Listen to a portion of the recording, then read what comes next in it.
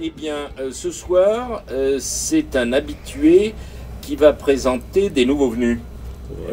Donc Majed, qui m'a paru être la personne la plus compétente pour les raisons qu'il va vous expliquer tout de suite, pour présenter Farida et sa revue. Et elle va la présenter en compagnie de notre vieux camarade Vincent Berthaud du Chazot. Mais je passe tout de suite pour la présentation, justement, la parole à Majed. Quand Dominique m'a demandé de présenter la revue que je ne connaissais pas, il faut reconnaître. Pourtant, moi, je connais bien l'Algérie. J'ai visité, je vais presque tous les 2-3 mois à Alger. Et là, j'étais agréablement surpris par l'apparition par l'existence de cette publication très professionnelle et qui couvre des thèmes qui sont rarement abordés par la presse mainstream, si vous voulez, parce qu'apparemment c'est le parent pauvre des journalistes. Pourtant, en Algérie, il y a énormément de médias, énormément de revues, mais on n'a pas cette qualité de la publication, qui est une revue qui est très spécialisée, mais qui éclaire l'histoire multimillénaire de l'Algérie, parce que on ne va pas tomber dans ce qu'a dit... une bonne partie de l'Afrique du Nord. Oui, oui, bien sûr. Pas que l'Algérie. Pas seulement que l'Afrique du Nord, toute la région méditerranéenne. Parce que quand même, il y a les Carthaginois, les Phéniciens, les Byzantins, il y a toutes les civilisations qui se sont succédées dans cette partie du monde. Parce que, voilà. Et là, bon, j'ai lu avec plaisir l'article sur les inscriptions du sud, du Tassili, qui sont très mal connues quand même du grand public. L'archéologie de cette partie du monde, voilà, et fait partie des thèmes que non seulement je complète ta présentation, donc non seulement les médias d'information, y compris ceux qui feraient soi-disant de l'éducation populaire, mais même, je dirais, les milieux plus académiques et autres, que ce soit d'ailleurs en Algérie ou en France ou ailleurs, ce sont des thèmes pour lesquels il existe pourtant. Voilà, et j'espère que Farida va nous éclairer aussi sur le travail d'archéologues actuellement en Algérie. Est-ce qu'il y a des missions archéologiques étrangères ou seulement c'est des missions algériennes, nationales? Quel est l'état des lieux actuellement? Voilà. Et ce que je reproche aussi, c'est que ce soit annuel seulement. On a besoin de plus. Mais on va tout changer à partir de ce soir. Non, parce que ça touche l'architecture, ça touche la restauration, ça touche tous les domaines quand même. C'est assez varié. Y compris donc l'histoire contemporaine. On brasse tout. Et surtout, le travail de restauration en Algérie est primordial actuellement.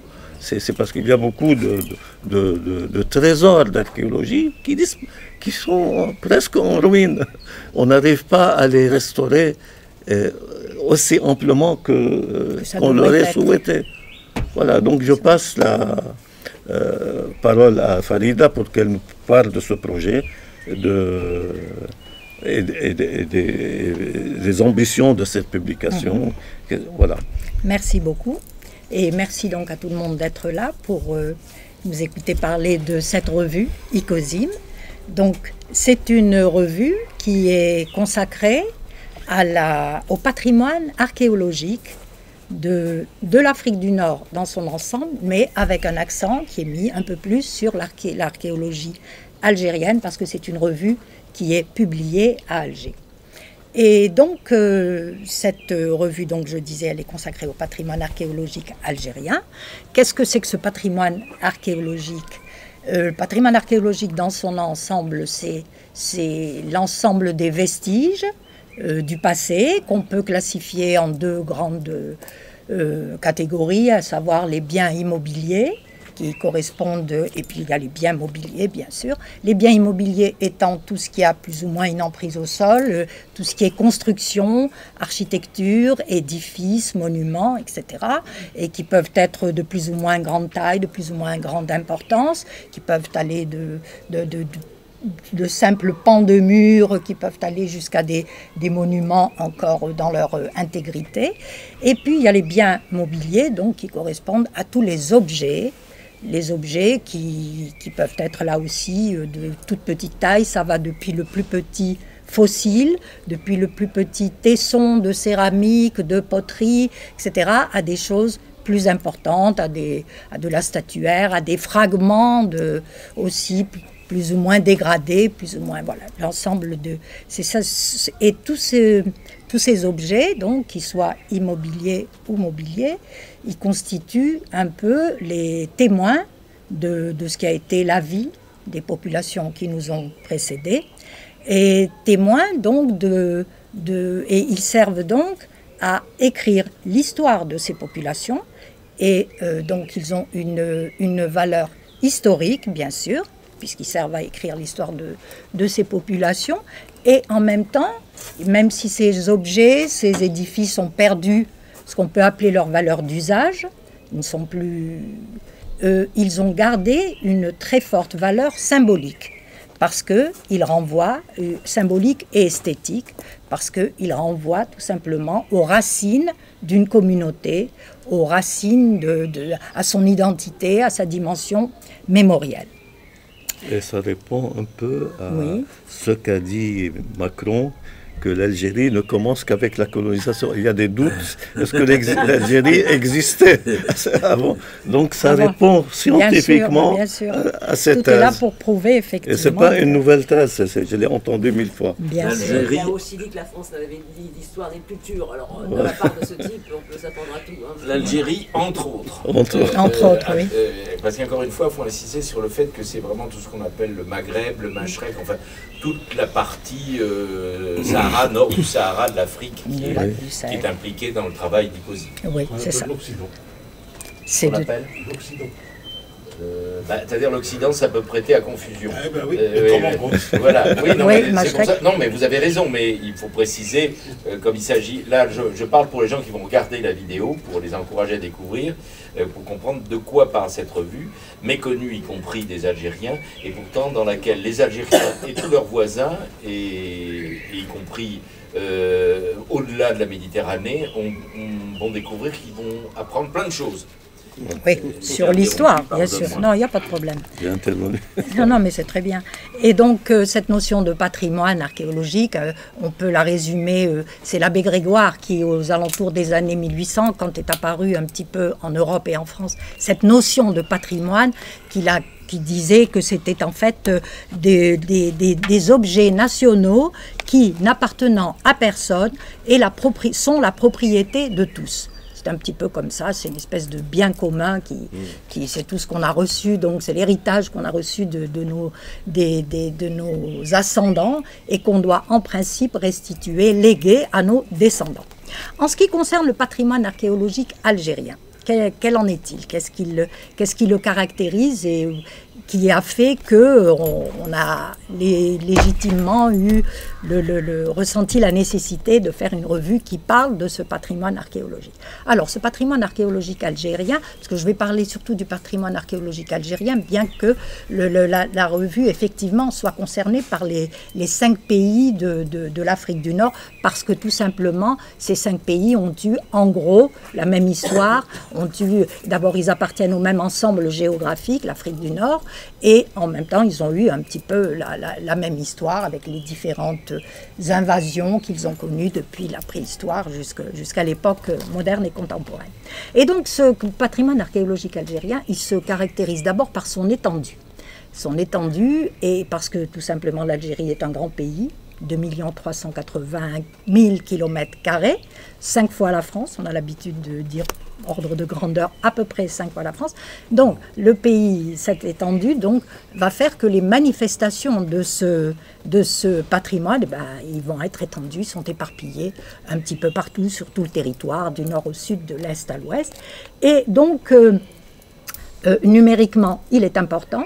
Par exemple, la carte archéologique, qui est la dernière, qui remonte à 2020, fait état de pas moins de 16 000, 17 000 sites, sachant que la dernière carte archéologique, bon, qui remontait à 1905, qui avait été faite par Stéphane Gzell, parce qu'il faut dire que l'archéologie algérienne, elle est le fait des archéologues français, hein, elle est apparue avec la colonisation. Bon, on aura l'occasion d'en reparler. Et donc Gzell avait établi une carte archéologique où il y avait 1500 sites. On en est maintenant à peu près à 16 000 ou 17 000, sachant que le nombre est en constante augmentation. J'en ai pour preuve le tracé de l'autoroute Est-Ouest en Algérie, qui a été un très gros chantier depuis les années 2010 et qui a été un des plus gros chantiers pratiquement au monde. C'est-à-dire qu'en fait, il y avait énormément d'entreprises du monde entier qui étaient impliquées, depuis les Chinois, les Japonais, les Français, enfin tout. Donc c'est le tracé de cette... on a l'habitude de dire en Algérie que dès qu'on creuse, on trouve des vestiges, que ce soit le paysan... Ou du pétrole, oui. C'est sûr que c'est vrai. Et donc, le tracé de l'autoroute Est-Ouest, qui faisait plus de 1300 km, avec en plus toutes les pénétrantes qui sont encore en cours de livraison. Donc là, on n'a pas arrêté de faire des découvertes archéologiques. Je me souviens d'une en particulier qui avait un petit peu fait la une de tous les journaux. Dans la vallée de la Soumam, en Kabylie, pour ceux qui y connaissent, on a découvert une stèle qui faisait pas moins de 1,80 m de hauteur. Enfin, une très belle stèle. Bon, et ça a été... De quelle époque? Elle était d'époque romaine. D'époque romaine, oui. Caput Dragonis, c'était le titre. La tête du dragon. Ça faisait référence à un lieu, à un domaine qui avait ce nom-là. Et puis donc il y avait toute une inscription, en fait, une stèle sur laquelle ils sont portés des... Voilà. Et donc ce patrimoine archéologique, je disais, il est important numériquement. J'en veux aussi, et que dès qu'on creuse, on trouve, le creusement du métro d'Alger, aussi qui a été quelque chose d'assez récent. Et donc dès les premiers sondages, de 2009, quand on a commencé les premiers sondages, tu t'en souviens peut-être, Jafar, on s'est aperçu donc qu'il y avait... Et en fait, on a remonté tout simplement 2000 années d'histoire de la ville d'Alger. Parce que ce métro d'Alger, il se trouve sur la place des Martyrs, je ne sais pas si dans la partie basse de la Médina. Et donc, c'était le siège à l'époque ottomane de la vie à la fois religieuse du bazar, la vie commerciale de la Médina d'Alger.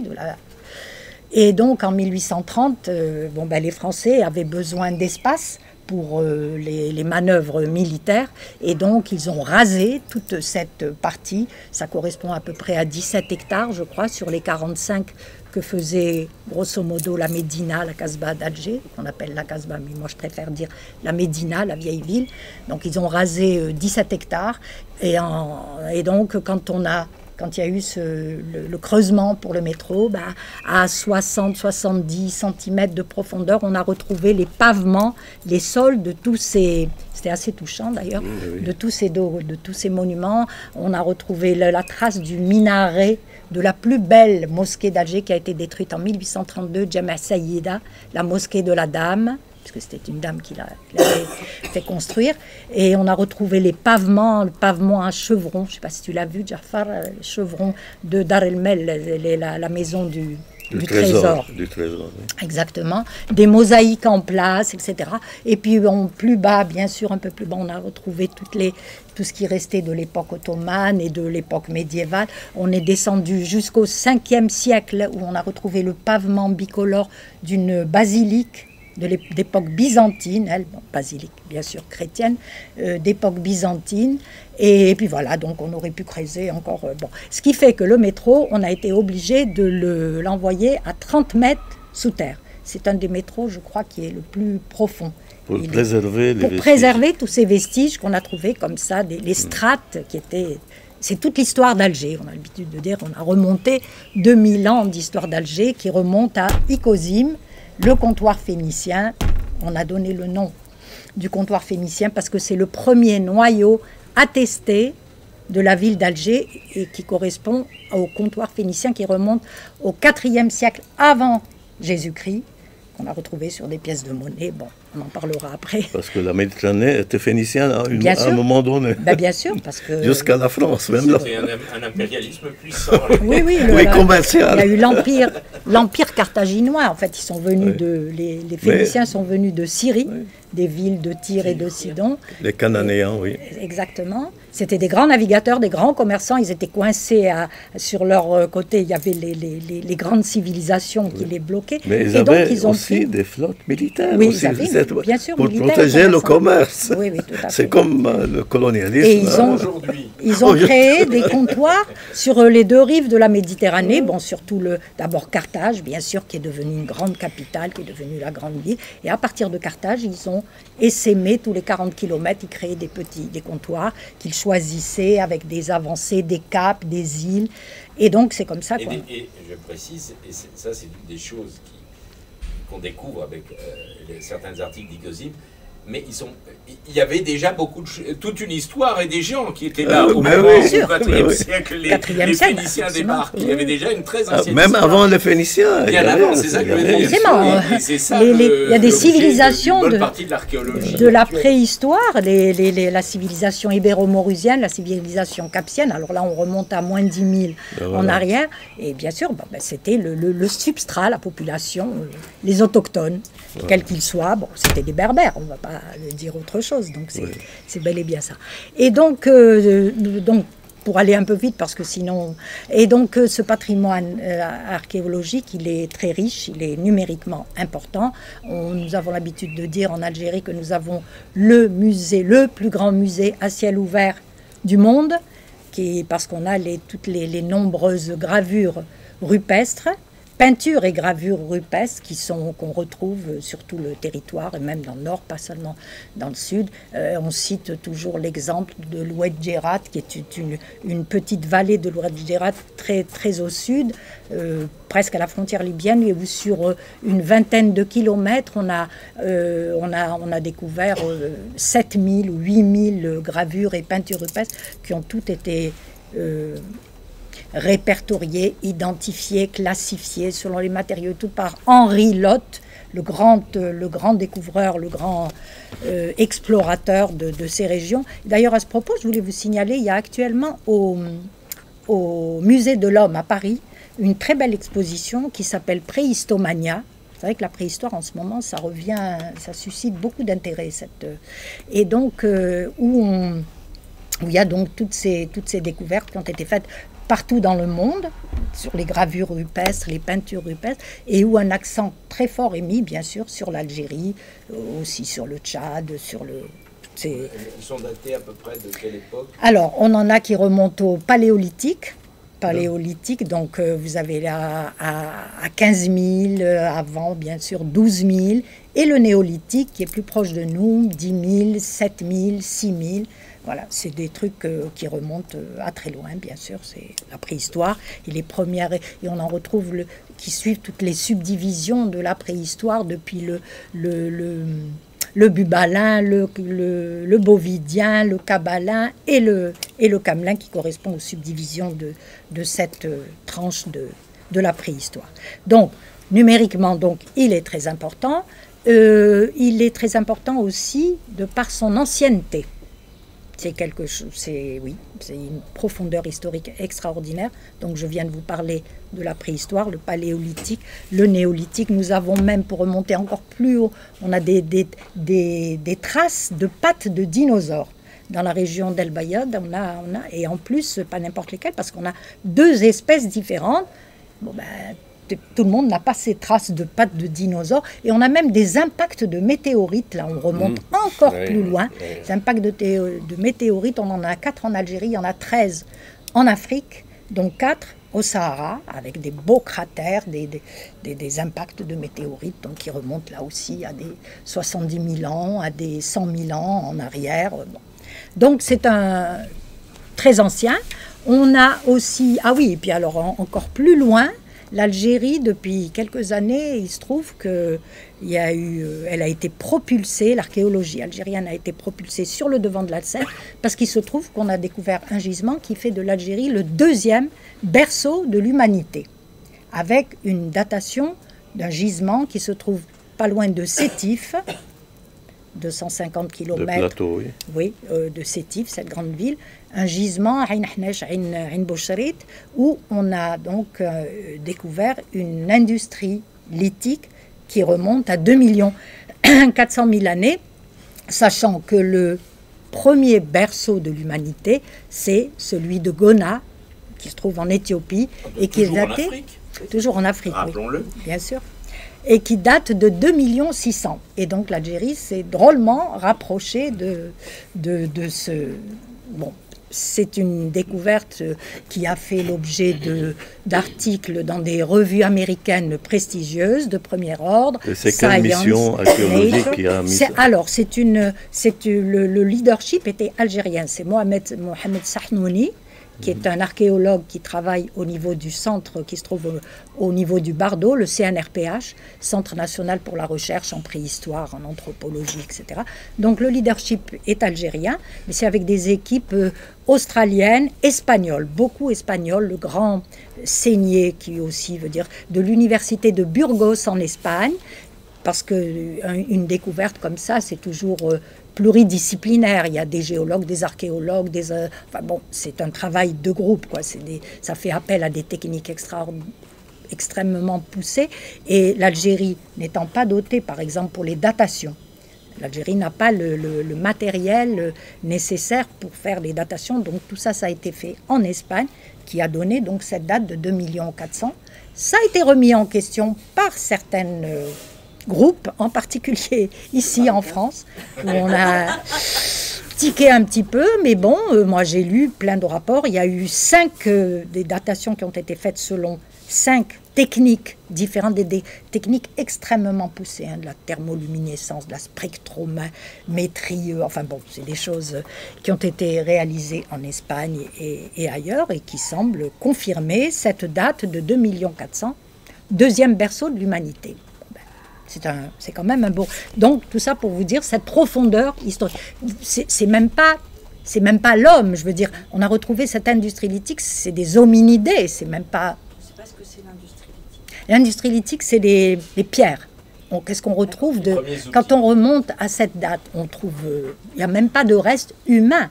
Mais on trouve des pierres, vous vous souvenez, la pierre polie, la pierre taillée, etc. Des pierres qui sont aménagées, qui fait qu'on voit que ça a été fabriqué, façonné par un être doué de raison. On ne peut même pas encore parler de raison, mais ça a été, et que ces instruments, ils servaient tout simplement à débiter la chair des animaux dont ils se nourrissaient et à casser les os en question pour récolter la moelle osseuse des animaux, donc puisque c'était à ce moment-là, ces créatures, ces hominidés ou ces hominines, ils ne se nourrissaient que de chair d'animaux, de la chasse, bien sûr, comme et on a même retrouvé, pas loin, sur ce gisement, les os qui portaient les stries, les marques de ces traces de boucherie. On appelle ça en archéologie des traces de boucherie, des traces de débitage de la chair des animaux pour se nourrir, et les os qui étaient fracassés, cassés à l'aide de ces outils. Donc on ne trouve que ça. À ces dates-là, vous ne trouvez rien d'autre. Il n'y a pas de reste humain encore. Il faut revenir à des... Ce ne sont pas à cette époque-là, ce n'est pas encore l'Homo sapiens. Ah, pas du tout. L'Homo sapiens, c'est 300 000... C'est beaucoup plus tard. C'est beaucoup. Là, c'est encore... c'est pour ça que la préhistoire, c'est passionnant, parce qu'il y a encore beaucoup de mystères autour de tout ça. On ne sait pas... Bon, voilà. Donc, pour revenir à ce qui nous... L'Algérie, donc deuxième berceau de l'humanité, donc très loin dans l'histoire, sa profondeur historique, et qui en fait donc aussi sa valeur, bien sûr. Sa valeur parce que, je vous dis, il y a tous ces gisements de préhistoire aussi qui même s'ils sont plus près de nous, j'ai parlé tout à l'heure du paléolithique et du néolithique, là on est à des dates beaucoup plus proches. On trouve aussi des manifestations de cet art à toutes les périodes. La préhistoire, quand on remonte, on revient vers les périodes plus historiques, à l'Antiquité, on a des témoignages de tout ce qui est de la période libyco-berbère, libyco-numide, tout ce qu'on peut. Et donc, On a par exemple des... Excuse-moi, on peut peut-être préciser, puisque c'est grâce Oui. à Icosime que j'ai découvert ça, et qu'il y a tout un travail sur l'épigraphie Oui. en langue libyque. Oui, bien sûr. L'écriture libyque qui n'a pas encore été complètement déchiffrée. On attend toujours notre Champollion, mais parce que... Oui, parce qu'elle est contemporaine des, Bien sûr. Des hiéroglyphes, de l'écriture égyptienne. C'est des civilisations...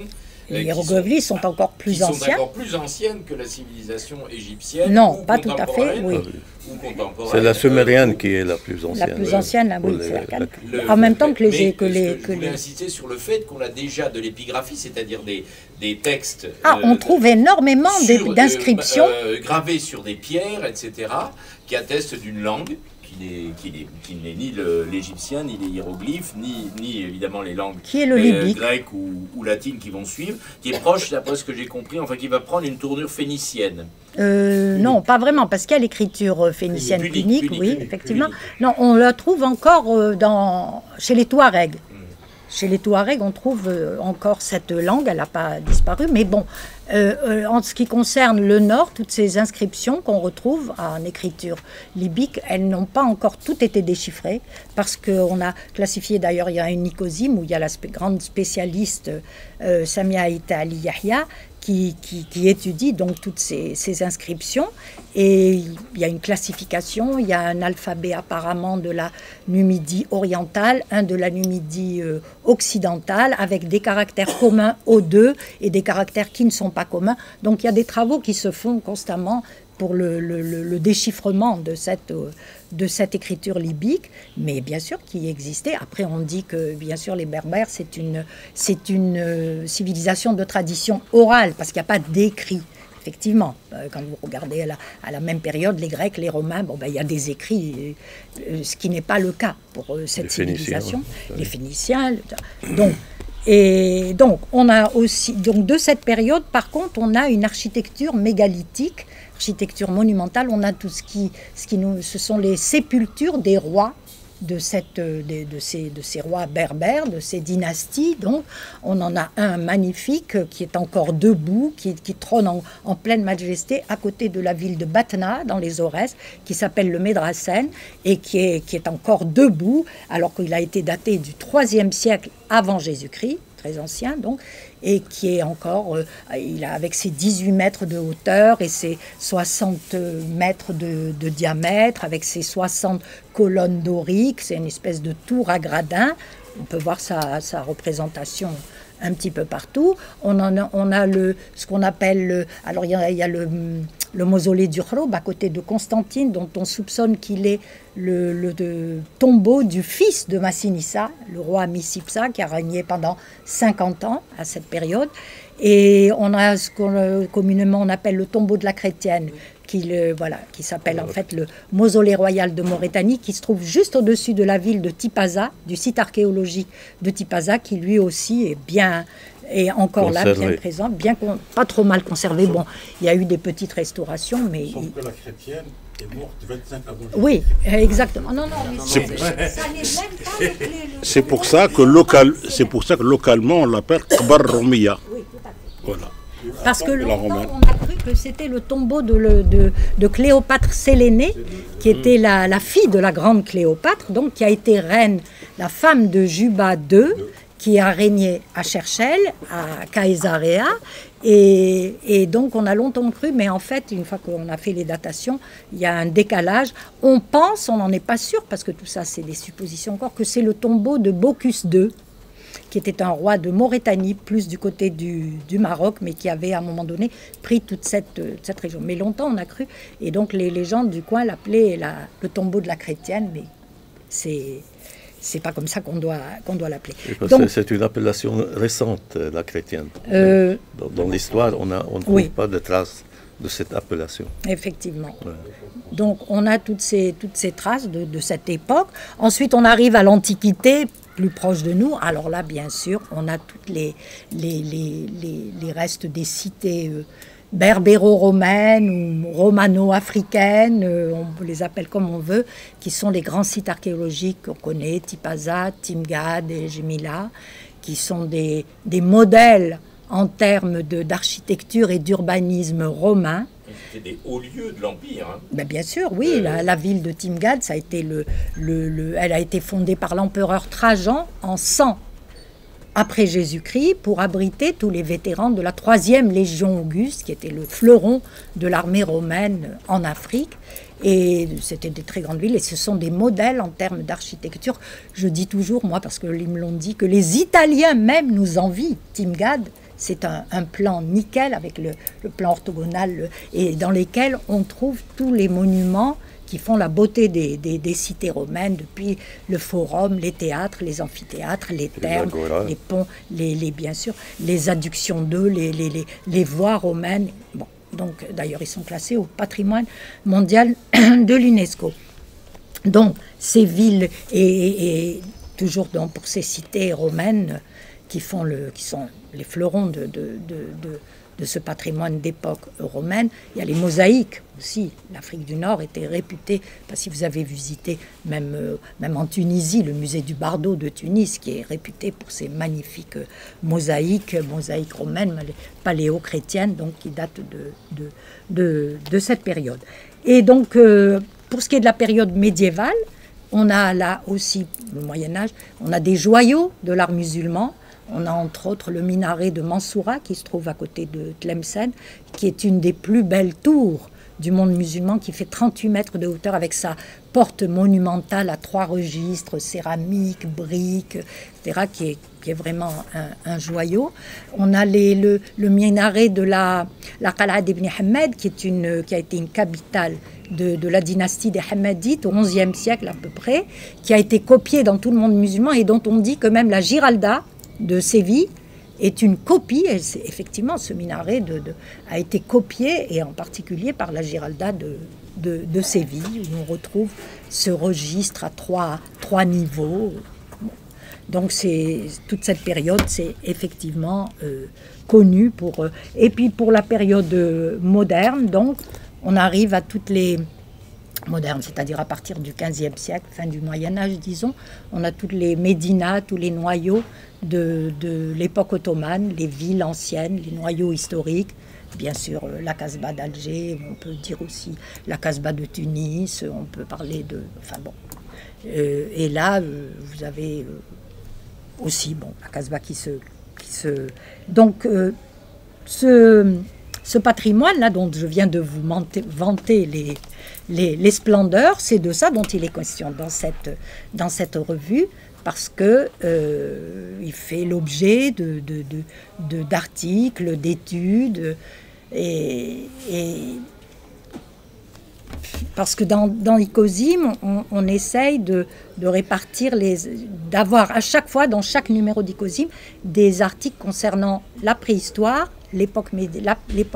la période, l'Antiquité, le Moyen-Âge, et on essaye, et la période et on a aussi, bien sûr, avec des spécialistes, bien sûr, avec de toutes ces... Parce que au niveau de la période donc coloniale, l'Algérie a été une espèce de... C'est caractérisé par une espèce de laboratoire. Ça a été... les architectes français ont tenté des expériences qu'ils ne pouvaient peut-être pas se permettre ici en France, où le classicisme était peut-être plus rigoureux. De rigueur. Oui. Et donc en Algérie, disons, je pense que... Et on a là aussi des réalisations dont on peut peut-être dire 2 mots. Oui. Cher Vincent, parce que ça fait partie du patrimoine. Donc Vincent fait partie de l'équipe rédactionnelle éditoriale. Non, il a contribué, il a été contributeur à deux numéros, et le prochain, il y a concernant ce des fois, le terme laboratoire est peut-être un peu galvaudé. C'est plutôt que l'architecture du mouvement moderne, c'est très inspiré des architectures méditerranéennes.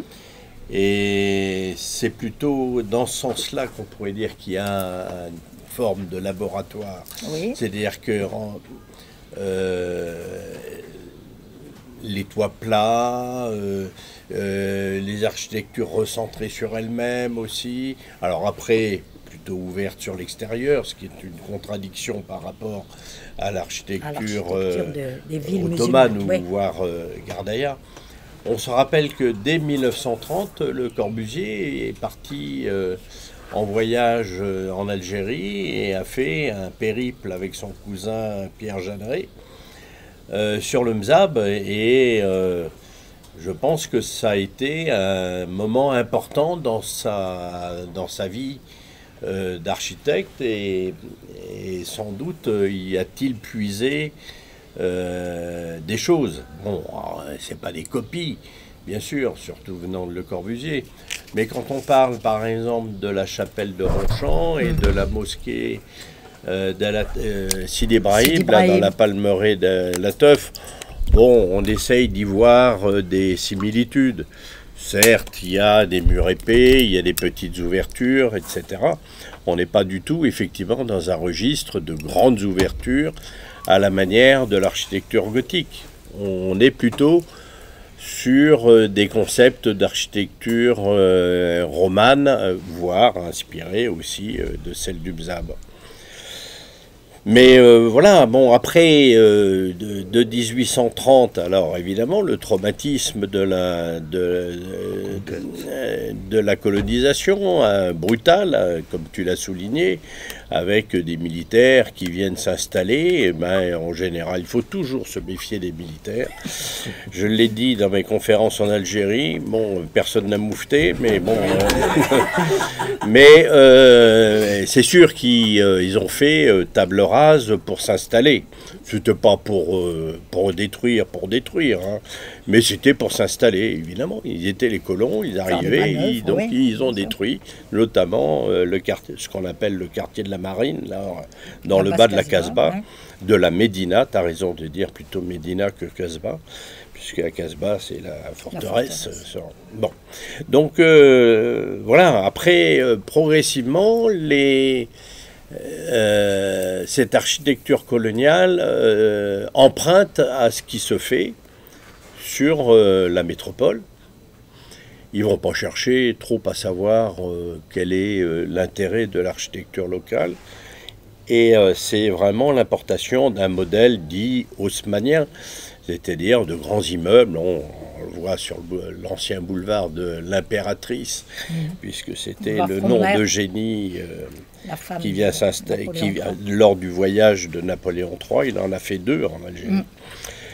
Et voilà, donc il répercute le modèle européen. Et de même qu'on a des villages qui ressembleraient presque à des villages d'Alsace, parfois ça les est arrivé. En tous les cas, des architectures qui ressemblent, ou d'ailleurs, hein, bretonne un peu moins, j'ai moins vu, mais bon... L'Alsace, pourquoi? Parce que 1870, la défaite, et il y a eu un apport assez important d'Alsaciens qui quittaient l'Alsace pour les raisons qu'on connaît. Progressivement, alors, il y a d'abord une première prise de conscience avec, tu l'as souligné, les monuments historiques. Et il y a eu un mouvement important de rétropédalage et d'arrêter de détruire. Il y a eu, par exemple, le comité du Vieil Alger avec Klein et d'autres, donc qui ont... je ne veux pas monopoliser parce qu'il s'agit d'Icosim. Hein, là, on dit c'est une digression. C'est une digression sur l'architecture. Mais je vais aller très vite. Du numéro 11, c'est important parce que ça permet de comprendre que Icosim, c'est remettre en perspective tout, y compris ce qui se fait aujourd'hui. Donc, il y aura peut-être l'occasion de parler quelques instants tout à l'heure, bien que Vincent y ait consacré tout un livre, hein, qui vous montrera tout à l'heure aussi. Mais c'est la mise c'est l'association pour une bonne compréhension de l'histoire générale des gens qui vivent là, ou ceux qui s'y intéressent pour X raisons, y compris ceux qui vivent en France, mais qui ont des attaches avec cette partie de l'Afrique du Nord.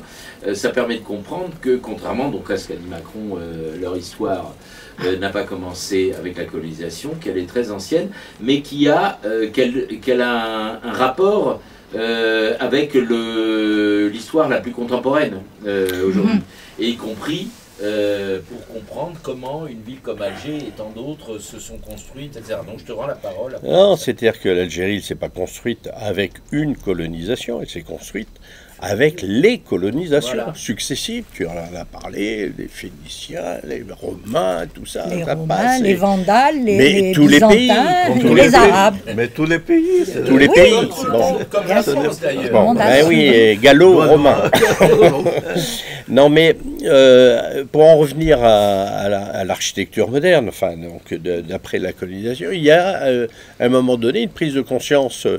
Et ce sera également avec, Jonard, le gouverneur général à la frontière entre le 19e et le 20e siècle. 1905. Et alors, on se met à imiter un peu le mauresque, néo-oriental, enfin on peut l'appeler comme on veut, qui d'ailleurs fait que l'Art Nouveau n'a pas eu d'empreinte sur l'Algérie. Oui.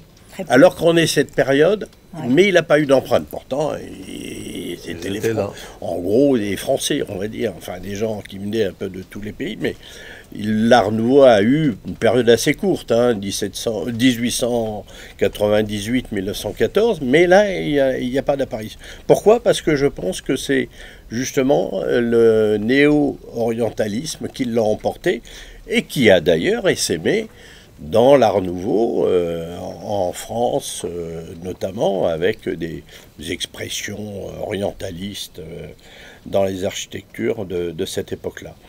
Donc là, il y a une petite prise de conscience, et puis arrive le mouvement moderne, on en a parlé avec Corbu, etc., et pour les raisons qu'on a exposées, qui lui devient une nouvelle architecture de prise de conscience du lieu, du site. J'aimais bien l'expression d'un historien qui a fait un livre sur Jean Bossu. Il parle d'une architecture décolonisée. C'est-à-dire que là, on n'est plus à importer un modèle, mais on essaye de comprendre l'architecture locale, comment elle se fabrique, pourquoi elle est là. On fait une architecture située et non plus importée. Et là, il y a un mouvement intéressant à partir des années 50, avec le Siam 9 d'Aix-en-Provence, etc. Et des gens comme... alors j'ai parlé de Jean Bossu, Michel Luix, Roland Simounet, etc. Et bon, il y a quelques... architectures intéressantes. Je ne parle pas de Pouillon, parce que Pouillon, c'est vraiment à part. Ça, mais des gens comme Ravro, alors on en a parlé un petit peu tout à l'heure aussi, qui ont fait quelques architectures remarquables dans le Mzab, notamment l'Hôtel des Postes, etc., qui réinterprètent aussi, c'est pas une copie servile de l'architecture locale, mais elle est réinterprétée, réadaptée aussi aux us et coutumes contemporains. Voilà. Au climat. Je m'arrête là. Je reprends donc. Parce qu'on n'a pas parlé de la période d'après 62, mais ça c'est plus trop de l'archéologie. Je montrerai à l'écran ton livre. Ça fait l'objet d'une autre vidéo de présentation que ceux qui s'intéressent à cette question pourront visionner avantageusement. Et puis ce serait intéressant de parler de l'influence de l'Andalousie avec l'architecture nord-africaine, quand même, il y a eu. C'est l'Europe et le Maghreb, et puis l'Orient. C'est les trois continents, quoi. C'est vrai. Alors, s'agissant de... Comme toujours, notre mantra, c'est lisez le livre, lisez la revue Icosim, abonnez-vous. Elle est pour l'instant annuelle, mais ça va peut-être s'améliorer. Là-dessus, je vais t'inviter peut-être à une petite conclusion, sauf s'il y a des questions dans le public. Oui, voilà. Écoute, je voulais donc, une fois que je vous ai vanté un petit peu tout ce patrimoine archéologique, sa richesse, sa beauté, je voulais entamer un petit peu le problème de sa prise en charge. Parce que là, les choses sont moins roses. La prise en charge n'est pas à la hauteur de ce patrimoine, de ce qu'il devrait être, et ça, nous le déplorons tous les jours. Et nous avons l'occasion, bien sûr, aussi d'en parler dans cette revue. Parce que en dehors des 7 sites qui font partie du patrimoine universel de l'UNESCO. Nous en avons 7, donc. Qu'en est-il de tous les autres sites? Ces 7 sites bénéficient effectivement d'un véritable nettoyage, désherbage, gardiennage, etc., protection réelle de ces 7 sites qui sont, et puis quelques autres, même il n'y a pas que ces 7 sites, mais d'autres sur les 17 000. Mais qu'en est-il de tous les autres? Bon, ben, tous les autres, ils sont en état d'abandon total. Et ça, nous avons l'occasion de le déplorer, bien sûr, parce qu'en plus, nous sommes une association de protection du patrimoine. Alors, pourquoi cet état un peu de déliquescence du patrimoine qui est un peu... dont la prise en charge n'est pas ce qu'elle devrait être? En fait, il y a plusieurs choses, parce que d'abord, l'histoire a toujours été un petit peu le parent pauvre de l'éducation nationale en Algérie.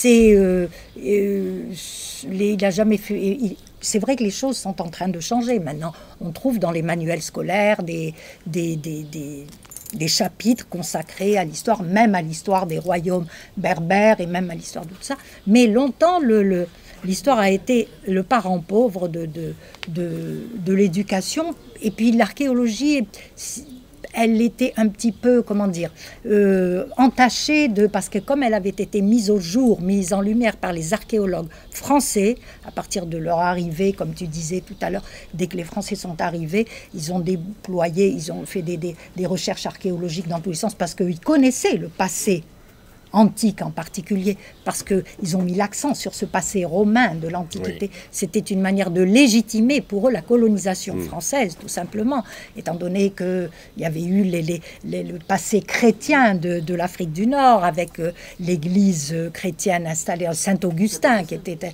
bien sûr, qui était un des pères de l'église, c'est un berbère qui s'est christianisé, et donc il y avait une espèce de méfiance vis-à-vis de l'archéologie. C'était considéré comme domaine des Français, et on a mis très longtemps avant qu'il y ait des archéologues algériens. C'était entaché un peu de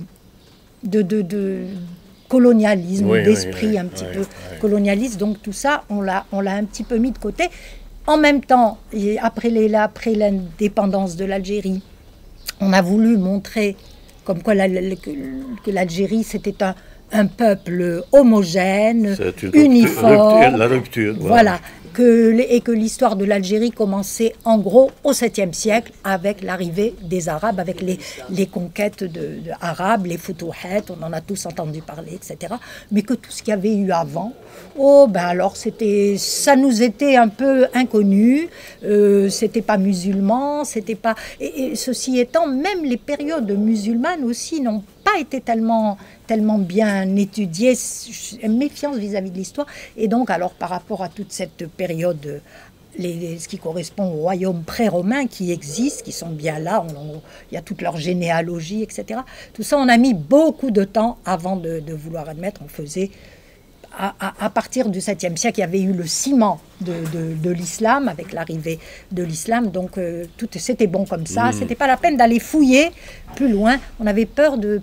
espèce de diversion, une espèce de division, les Kabyles, les Berbères, on est tous arabes et puis c'est tout. Et donc il y a eu des revendications très, très ardues, il y a eu un mouvement culturel berbère d'abord qui s'est développé avec des revendications purement culturelles et comme il n'y avait pas de... En fait, ces gens-là voulaient que la berbérité soit reconnue comme une composante de au même titre que l'arabité, et puis tout ça. Ce qui est le cas. Bien sûr, mais ça a mis beaucoup de temps. Alors, il a fallu arriver aux années 1996 pour qu'il y ait la fondation du HCA, le Haut Commissariat à la Mazirité, et qui dépendait directement de la présidence et qui prouvait que les autorités algériennes voulaient montrer en ça que dorénavant ils prenaient en charge cette amazirité. C'était un petit peu pour calmer le jeu, et puis bon, les mentalités avaient évolué, même si ça a mis beaucoup de temps. Donc peu à peu, l'amazirité,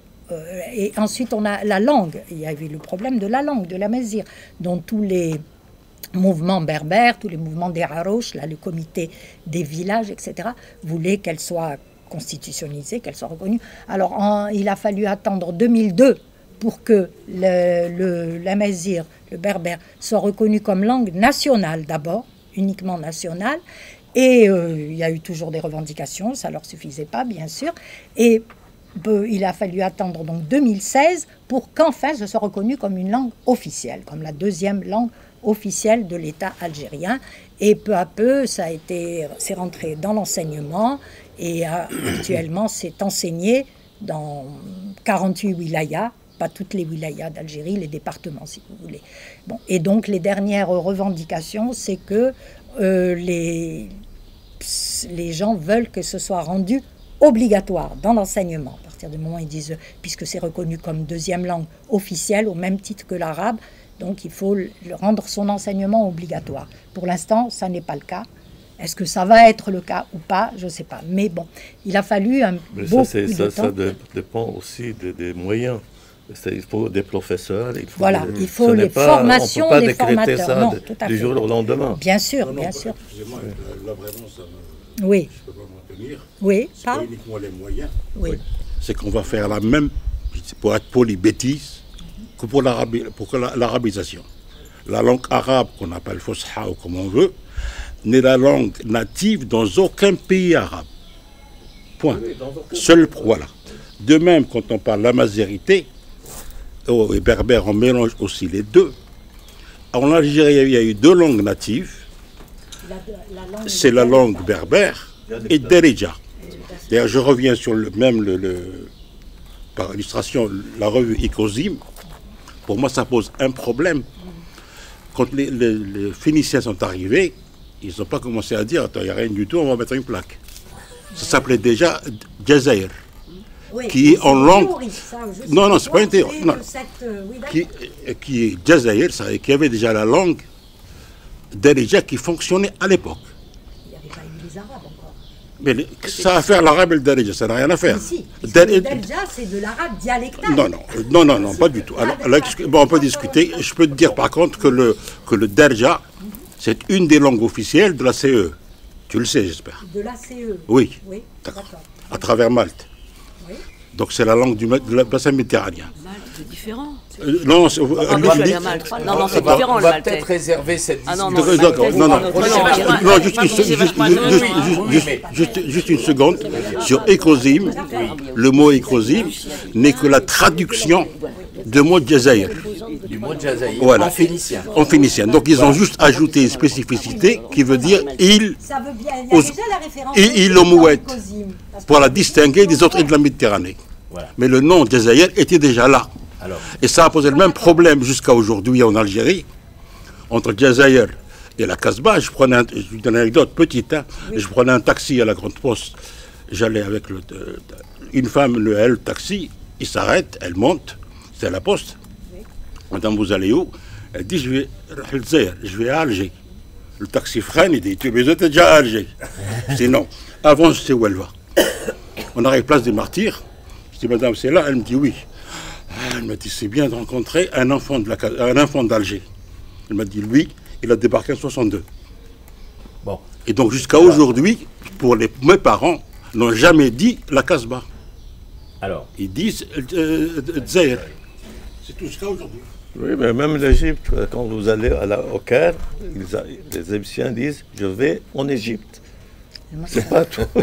Pour eux, le Caire, c'est l'Égypte.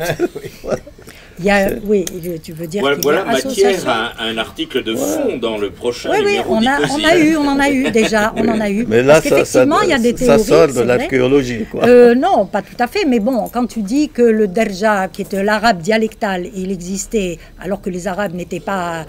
Alors tu veux dire une langue sémitique ou une langue sémite qui était déjà là? Lis les travaux d'Abdoulaye. Oui, je sais, tu m'en as parlé. Par ailleurs, quand on parle d'achat du colonial, je suis avec des copains au CNRS où on discute ou autre, jamais j'étais étonné, je dis pourquoi quand vous parlez de Nice, vous ne dites pas statut colonial? Je dis mais attendez, mais Nice c'est la France. Je dis oui, sauf que l'Algérie, le département français avant Nice. Ah oui, Nice. Eh oui. Nice. Et oui, elle était avant Nice. Oui, c'était- Donc pourquoi dans un cas c'est colonial, de l'autre pas?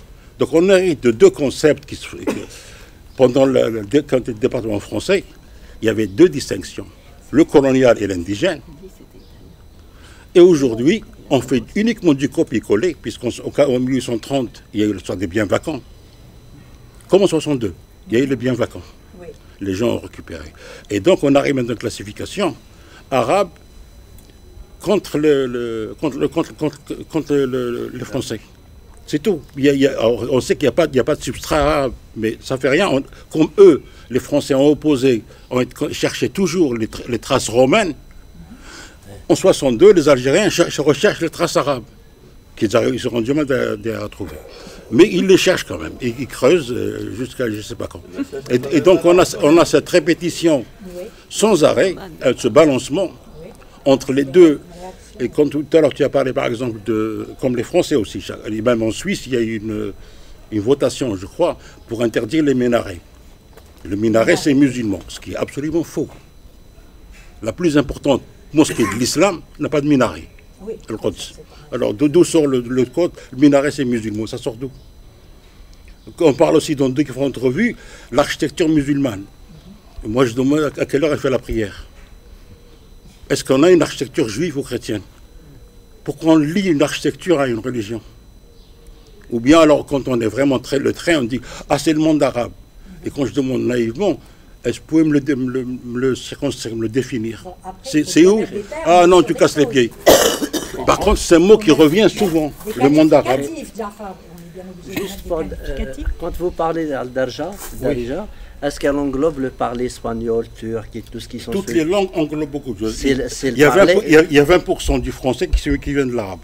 Oui, bien donc sûr. c'est tout. Non, Donc mais toutes les langues s'enrichissent. C'est pas forcément arabe parce qu'il y a des influences espagnoles, il y a turc selon les régions, le sud. Comme toutes les langues. Bien sûr, c'est un brassage. C'est pas par rapport à l'arabe seulement. Mais comme toutes les langues. J'ai juste une petite question sur est-ce qu'il y a un consensus sur le berbère qu'on devrait enseigner ou Non, sur l'alphabet, non, puisque la plus grosse, les parutions les plus importantes se font à travers l'alphabet latin, aménagé avec quelques termes qu'on a rajoutés, mais on n'est encore pas, on ne sait pas. On matérialiser, il n'y a pas quelque chose, un consensus sur ce qu'on devrait utiliser. Je ne sais pas, moi je ne suis pas spécialiste, je viens de ça, je suis un Algérien tout court, ce n'est pas mon domaine, mais c'est juste de ce que j'entends, ça m'intéresse. Et de ce que je connais un petit peu entre les Chaouis. Ah oui, non, bien sûr, il y a des grandes variations dans le berbère, effectivement, ce qui complexifie encore. Ça pour donner une matière à étudier officiellement. Quand ça devient, il y avait, pendant la période française, il y avait deux langues natives, Derja et le berbère. Les langues vernaculaires. Et même pas le berbère. Et le kabyle. Oui. Parce que le kabyle, c'est pas le berbère. C'est encore des variations. Derja, c'est comme la variation de ce qu'on appelle l'arabe. Est-ce que quand on appelle, tu parles en Algérie, on dit le kabyle. Dans le sud, c'est les Touaregs, on dit Tamacha. Dans la montagne, on dit Chaouia. Moi, ça m'interpelle. Voilà. Moi, ça m'interpelle. Je viens d'une région, je suis à cheval entre c'est Gigel.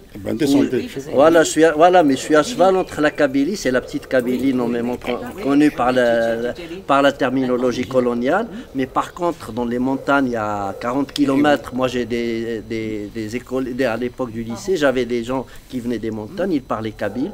Mais nous, c'est pas qu'on le refusait. Non, mais ils ne comprenaient pas. On ne parle pas, dans le noyau citadin, on ne parle pas.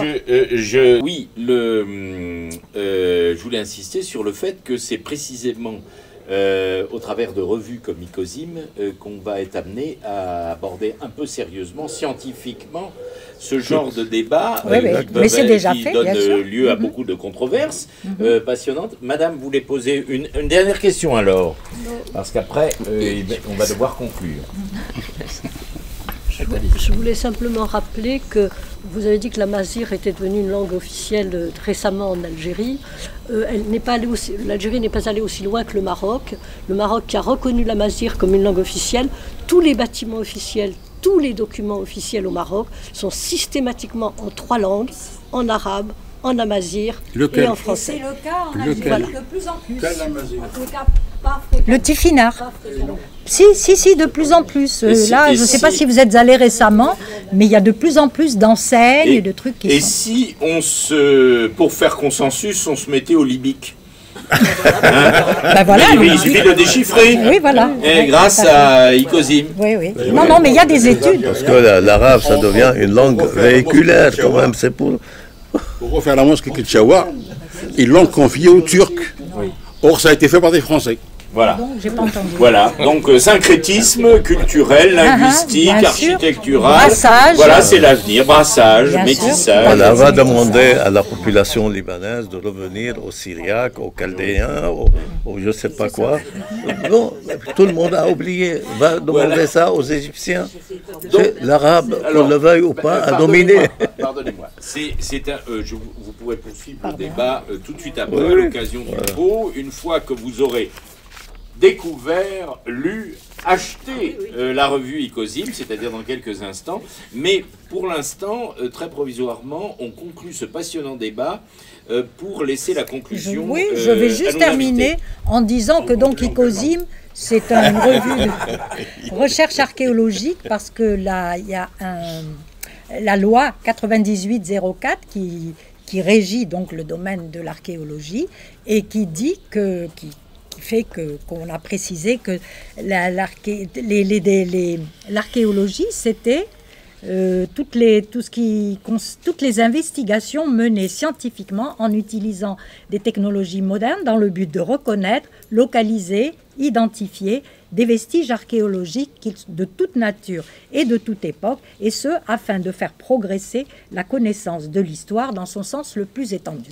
Donc c'est bien ça, la loi stipule aussi que toute recherche archéologique, etc., doit être suivie d'une publication scientifique dans une revue scientifique. Et donc, tout ça, c'est pour vous expliquer que, en fait, c'est la vocation de cette revue qui publie donc les résultats de la recherche archéologique en Algérie, parce que la recherche archéologique se fait, il y a des universités partout maintenant en Algérie, avec des départements d'archéologie, puisque je vous disais donc qu'on trouve des sites archéologiques un petit peu partout, et que donc ils sont de plus en plus étudiés, etc.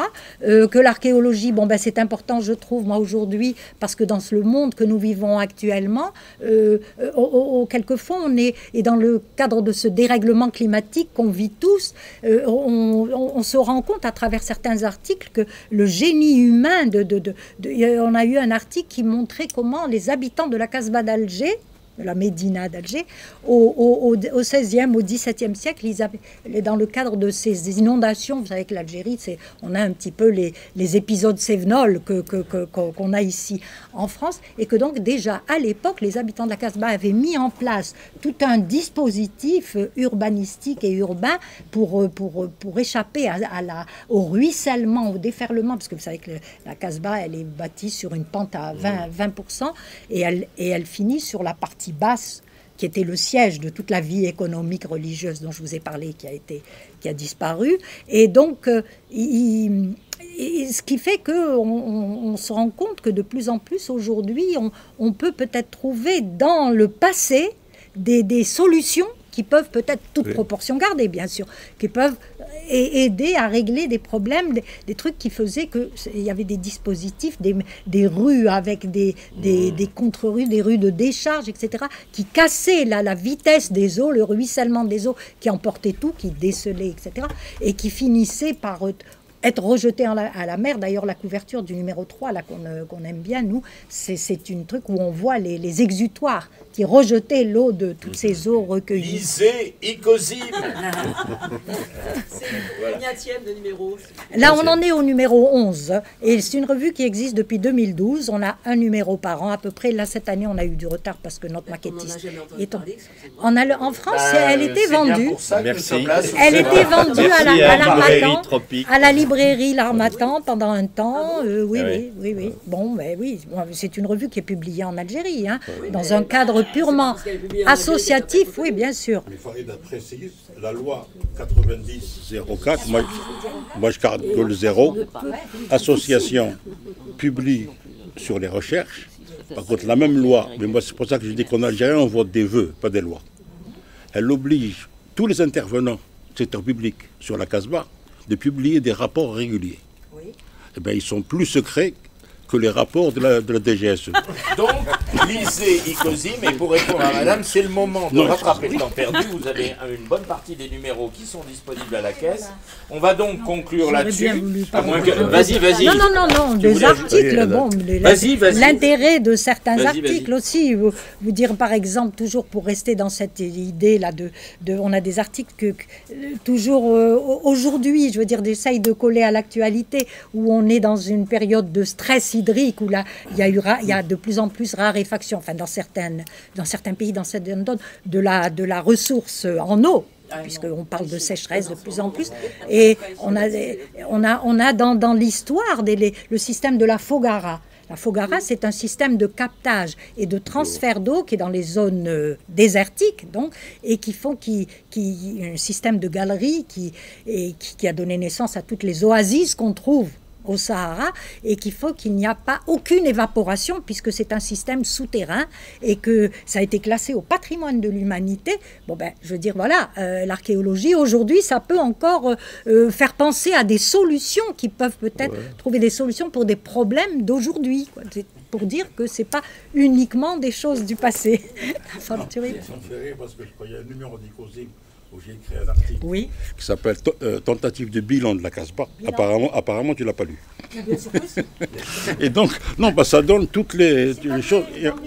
Dans le numéro 2, voilà. Bilan de l'archéologie algérienne, en particulier sur la Casbah. Mais non, mais j'ai bien dit que le patrimoine n'était pas pris en charge à la hauteur. Cette Casbah qui donne une preuve, elle est classée quand même depuis 1992 au patrimoine de l'humanité, parce qu'il y a un véritable génie dans cette Casbah, des habitants de la Casbah de l'époque. Je vous ai parlé de ce système pour récolter les c'est pas pour rien si elle a été classée comme ça. Mais elle est classée parce qu'il y a des gens qui, grâce entre autres à ceux qui rédigent Ikosim, ont appris plein de choses. C'est plein de choses. Donc, les gens de la Casbah n'ont pas tous envie de rester à la Casbah. Merci, bravo.